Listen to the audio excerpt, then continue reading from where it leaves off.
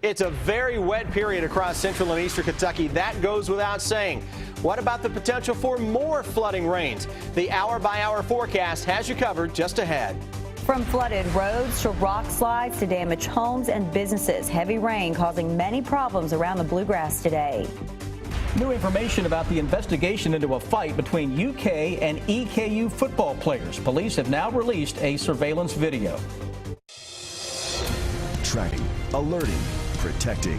WKYT News starts now with First Alert Weather. Good evening. Tonight, heavy rain is finally moving out of the bluegrass, but many people are still dealing with high water. Creeks and streams have burst out of their banks, and many roads are covered with water. We'll have more on the impact of all this rain in just a moment, but first we begin our team coverage tonight with Chief Meteorologist Chris Bailey. Chris. 24 hours ago, we were talking about a swath of up to 4 inches of rain falling across parts of central and eastern Kentucky. Unfortunately, 24 hours later, that forecast realized with additional rounds of flooding throughout our region. Look back at the past roughly 24 hours worth of rainfall estimates on Live First Alert Defender, and there have been some pockets in there of better than 4 inches of rain from southwest to northeast, cutting right across the southern side of the bluegrass region into northeastern Kentucky. Leading the charge, Stanford in Lincoln County. These are some of what are known as the mesonet sites. I'm getting a lot of other reports from different areas of greater than 4.5 inches showing up. 4.06 inches here into Lincoln County. Madison County, just under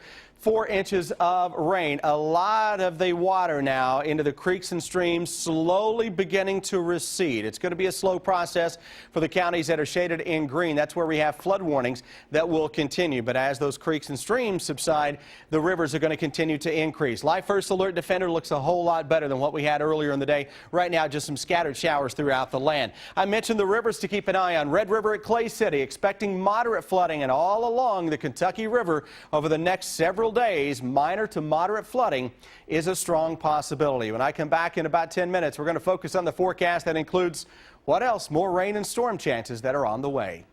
All right, Chris, thank you. Drivers in Lincoln County have had a difficult time getting around today because so many roads have been covered with high water.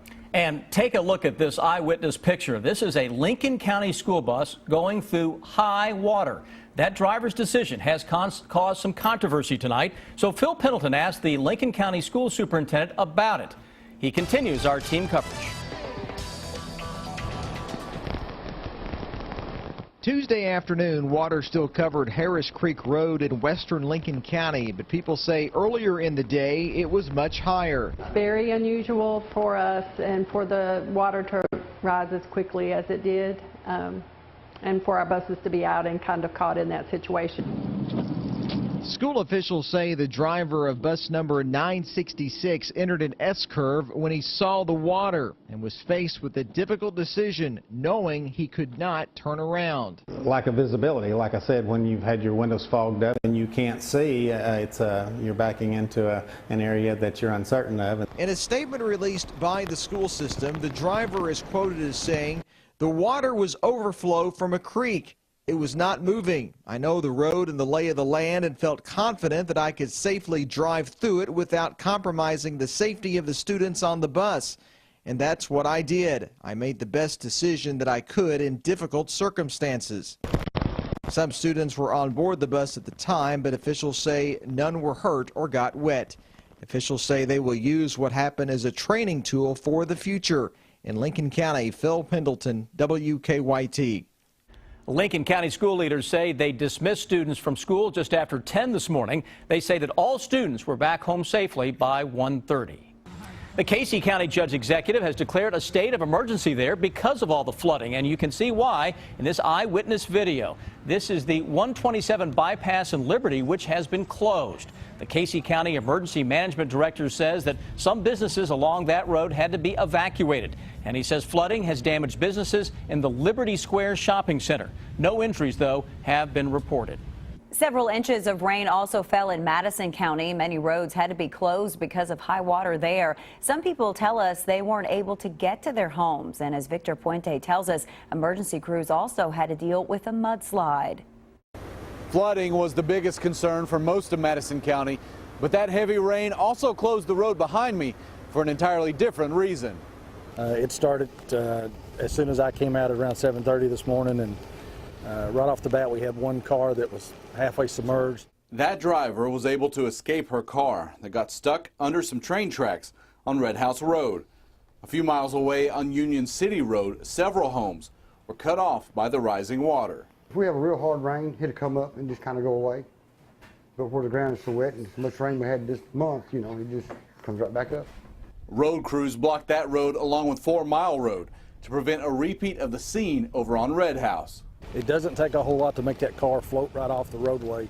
Some people had to call into work unable to make it past their driveway. All of this was covered. You couldn't even drive out of it. So I know at least 5 people here that had water completely around their house. On Tate's Creek Road, a mudslide sent trees across the road and left workers unable to clear the debris for fear of more of that hill coming loose. They say an excavator may be necessary before they can get this clear. A man who lives on the other side of this mess told me it's nothing new. He said mudslides have happened at this spot before, but he said it's usually not this severe. In Madison County, Victor Puente, WKYT. Madison County schools put a post on their Facebook page notifying parents that buses would be running late today because of that flooding. Drivers in Powell County are also dealing with water-covered roads tonight. Emergency managers say most of the problems are around the Red River, but Highway 15 near Slade is also covered in water. No injuries have been reported. Emergency managers say they'll be keeping a close eye on the Red River. It's expected to reach moderate flood stage overnight. The heavy rain caused another problem in Menifee County. A rock slide has shut down Highway 1274 near the Rowan County line. Road crews say a boulder, and this thing is massive, larger than a pickup, fell onto the road. Sam Smith shows us what's being done to move it out of the way. With the big boulder blocking traffic on Kentucky 1247, some drivers had to find a new way home. It's going to take me probably about an hour out of the way. The call was for a rock in the roadway. No one thought it'd be this big. We've got a gigantic one right now. This is one of the biggest ones that I've seen. The plan is to remove the large rock by turning it into several smaller rocks. I didn't think it was going to be this big. An excavator was contracted out of Perry County to do the job. Not had one this big fall here before. Weather is to blame. Or anytime we get heavy rains, there's potential for rock slippage and falls, and this is a little bit prone for that in this area. The boulder could have caused a lot of damage to whatever was underneath it when it fell. Fortunately, the only thing it hit was the road. Once the rock is cleared away, the road will need to be repaired. It appears that the road is damaged underneath the rock. You can see some holes in the road. When we get the rock moved, we'll be able to assess it more. In Menifee County, Sam Smith, WKYT. So lucky no one was on the road when it landed there. Road crews tell us at least one lane of traffic could be open tonight or by early tomorrow morning. Many of you have been sharing your eyewitness pictures with us today. This one comes from Miranda, showing high water covering a bridge in Jackson County. If you have pictures, look for the Eyewitness tab on WKYT.com or post them to our Facebook page. Police spent more than 2 months investigating it, and tonight we are learning more about a bar fight in Richmond between UK and EKU football players. Richmond police released their evidence in the case, including surveillance video from the bar. Monique Blair shows us that video, but first a warning, you may find some of it disturbing. Last week, after hearing testimony from witnesses and having considered the evidence, a Madison County grand jury decided not to indict anyone who was involved in the fight at Jersey's. And because they were not indicted, we are not naming the UK players involved in this story. Right around 1 a.m. on January 25th, you can see EKU football player Colton Scurry here. And according to a police report made later, Scurry appeared to be visibly upset and was yelling or speaking passionately at a girl. Moments later, you see a fight erupt. A few seconds later, you see Scurry emerge from the group with blood running down his face. 911, where's your emergency? Hi, my friend got jumped at the bar. According to this 911 call made after the fight, Scurry is with a friend who is requesting medical help for him. I'm standing on the side. What happened? What happened? My friend was at Jersey. He got jumped by a group of guys. Scurry was transported to Baptist Health Richmond. Meanwhile, police responded to Jersey's and watched this video. According to the officer's report, quote, "The video made it apparent to me that Mr. Scurry was the primary aggressor in the altercation." According to police reports made later in the investigation, Scurry suffered from cuts above and under his eyes. He had stitches on his head, a broken nose, along with other broken bones on his face. There are no reports of anyone else being injured as a result of this bar fight. At the live desk, Monique Blair, WKYT. And the grand jury is not required to explain why it didn't issue any indictments in the case. Tonight, Lexington police are investigating after they say a middle school student shot another student with a BB gun.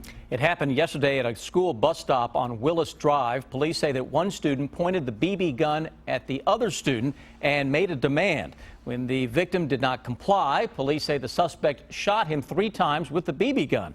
The victim was later taken to the hospital. Police say they are considering serious charges. They say that both the victim and the suspect are students at Winburn Middle School. Tonight, the Franklin County Sheriff's Office is asking for your help in connection to stolen bourbon cases. Investigators say they want to talk to anyone who saw barrels filled with bourbon being sold or anyone who bought one. They're interested in both wooden and stainless steel barrels. The sheriff says some people who recently bought a barrel have come forward. They are not facing charges. The sheriff says indictments could be coming soon for the 2013 theft of Pappy Van Winkle bourbon from Buffalo Trace Distillery.